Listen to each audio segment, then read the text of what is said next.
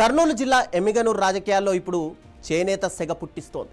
వందల కోట్ల ఆస్తులు, దశాబ్దాల చరిత్ర ఉన్న ఎమ్మిగనూరు చేనేత సహకార సంఘం ఇప్పుడు వివాదాలకు కేర్ ఆఫ్ అడ్రస్గా మారింది. లాభాల్లో ఉన్న సొసైటీని అప్పుల్లో ఉన్న ఆప్కోలో విలీనం చేస్తున్నారు అన్న ప్రచారం నియోజకవర్గంలో కార్చిచ్చు రేపింది. అటు ఎమ్మెల్యేని ఇటు వైఎస్ఆర్సీపీ మహిళా నేతల మధ్య సవాళ్ల పర్వం నడుస్తోంది.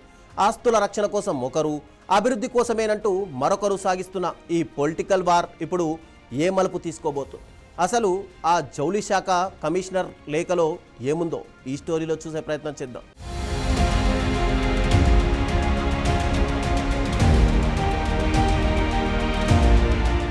ఎమ్మిగనూరు పాలిటిక్స్ కొత్త టర్న్ తీసుకున్నాయి.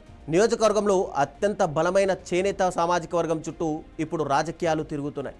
1938లో పద్మశ్రీ మాచాని సోమప్ప ఏర్పాటు చేసిన చేనేత సహకార సంఘానికి దేశవ్యాప్తంగా 16 అవుట్లెట్లు, 100 కోట్లకు పైగా ఆస్తులున్నాయి. ఎప్పుడూ లాభాల్లో నడిచే ఈ సొసైటీని ఇప్పుడు అప్పుల్లో ఉన్న ఆప్కోలో విలీనం చేసే ప్రతిపాదన రావడమే ప్రస్తుత వివాదానికి మూల కారణంగా తెలుస్తోంది.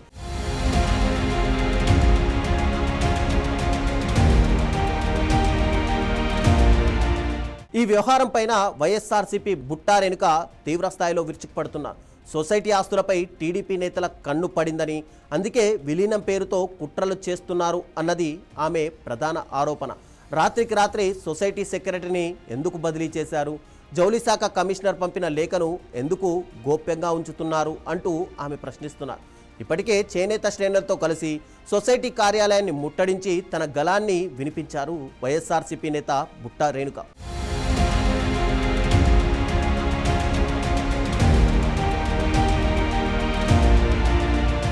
అటు ఎమ్మెల్యే జె నాగేశ్వర్ రెడ్డి మాత్రం ఈ ఆరోపణలను కొట్టిపారేస్తున్నారు. ఇది విలీనం కాదు, కేవలం మార్కెటింగ్ మెర్జర్ మాత్రమేనని ఆయన వాదిస్తున్నారు.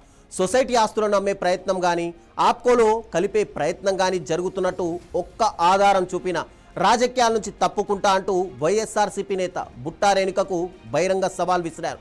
చేనేతలకు మేలు చేసేందుకే తాను ప్రయత్నిస్తున్నానని, సొసైటీకి సభ్యులు విలీనాన్ని వ్యతిరేకించిన భవిష్యత్తులో వారిని ఒప్పించి తీరుతానని చెప్పి ధీమా వ్యక్తం చేస్తున్నారు అక్కడి ఎమ్మెల్యే.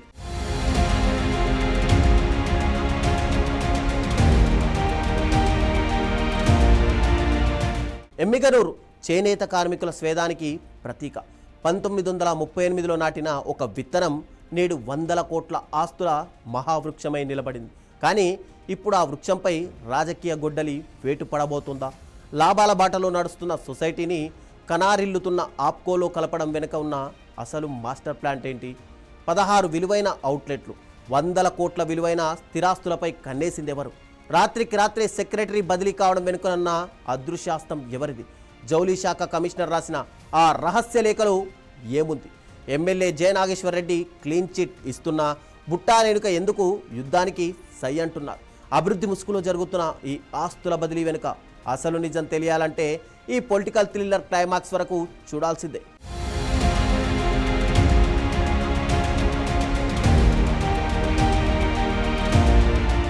నిజానికి జౌళి శాఖ కమిషనర్ పంపిన లేఖ చుట్టూనే ఇప్పుడు అనుమానాలన్నీ ముసురుతున్నాయి. ప్రభుత్వం నుంచి వచ్చిన ఆ స్పష్టమైన లేఖను బయట పెడితే తప్ప ఈ వివాదానికి ఫుల్ స్టాప్ పడేలా లేదు. ఒకవైపు ఆస్తుల పరిరక్షణ పోరాటం, మరోవైపు అభివృద్ధి వాదన, మధ్యలో 100 కోట్ల ఆస్తుల వ్యవహారం. ఎమ్మిగనూరు చేనేత నియోజకవర్గం ఎటువైపు నిలుస్తోంది? ఈ సవాళ్ల పర్వం చివరకు ఎక్కడికి దారితీస్తోంది అన్నది ఇప్పుడు నియోజకవర్గంలో ఉత్కంఠ రేపుతోంది.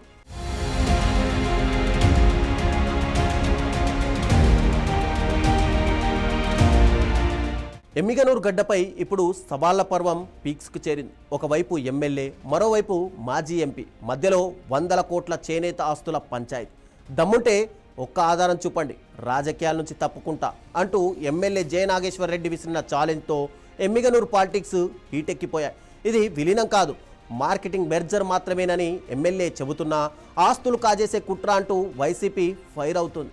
సొసైటీ సర్వసభ్య సమావేశంలో విలీనానికి వ్యతిరేకంగా తీర్మానం జరిగినా సభ్యులను ఒప్పించి తీరుతా అన్న ఎమ్మెల్యే మాటలు ఇప్పుడు పెను దుమారాన్ని రేపుతున్నాయి.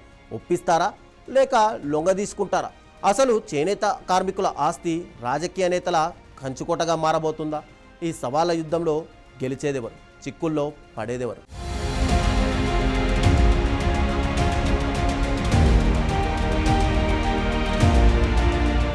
చూశారుగా, ఎమ్మిగనూరు చేనేత సొసైటీ వివాదం ఇప్పట్లో సద్దుమణిగేలా కనిపించడం లేదు. ఎమ్మెల్యే సవాళ్లను బుట్టారేణుక స్వీకరిస్తారా, లేక విలీనం కాదని నిరూపించే లేఖను ఎమ్మెల్యే బయట పెడతారా అన్నది వెయిట్ చేసి చూడాల్సిందే. ఏదేమైనా 100 ఏళ్ల చరిత్ర ఉన్న ఒక వ్యవస్థ రాజకీయాల మధ్య నలిగిపోకుండా ఉండాలని స్థానిక చేనేత వర్గాలు సైతం కోరుకుంటున్నాయి.